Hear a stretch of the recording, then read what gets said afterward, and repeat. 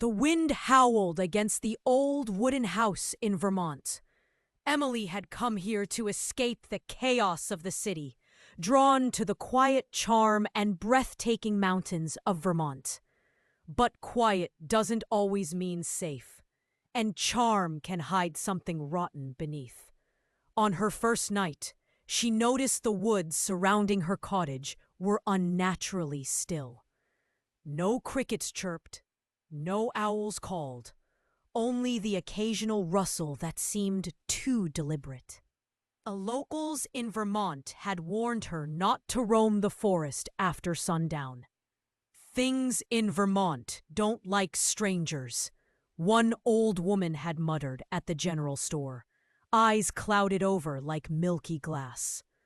By the third day, Emily began to hear it, a faint whisper from the trees every time the wind slowed. "Leave." The voice was subtle, yet carried a strange urgency. But she was stubborn. She had come to Vermont to write her novel, and no strange sounds would chase her away. One evening, with her lantern in hand, she wandered deeper into the woods of Vermont. The trees hung heavy, their branches curling like skeletal fingers. The ground was damp and soft, as if something underneath had recently stirred. That's when she saw them, small figures darting in the corners of her vision. Not animals, something else. Pale, thin creatures, airless, yet always facing her. Her lantern flickered.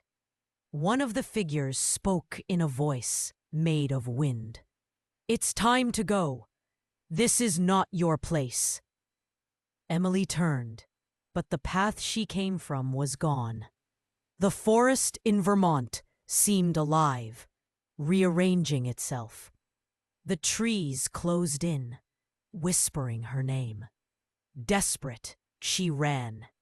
Roots clawed at her feet. Branches sliced her arms. She reached a clearing, a circle of stones covered in strange carvings.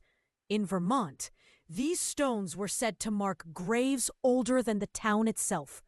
They pulsed faintly, as though a heartbeat lived beneath them. Then, from below the stones, hands began to emerge, gray, rotten, grasping for her. One hand caught her ankle and pulled hard. She screamed, kicking free, stumbling back toward a faint orange glow in the distance. The glow turned out to be her cottage window.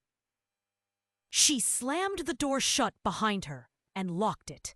Outside, the whispering continued all night. It wasn't just the wind anymore. Some of them were calling her name. The next morning, Emily packed her bags. She tried driving out of Vermont, but every road led her back to the same moss-covered sign. "Welcome to Vermont." No matter how far she drove, she always ended up back at her cottage door. Days turned into weeks. Sleep came rarely. Every night the pale figures pressed their faces against her windows. And every few hours she would hear it. The whisper, growing louder each night. "You belong to Vermont now." 1 month later, the cottage stood empty, or so it seemed. In Vermont, folks talk about seeing a pale woman wandering the woods at night, her lantern flickering. Her voice joining the chorus of whispers. "Stay in Vermont."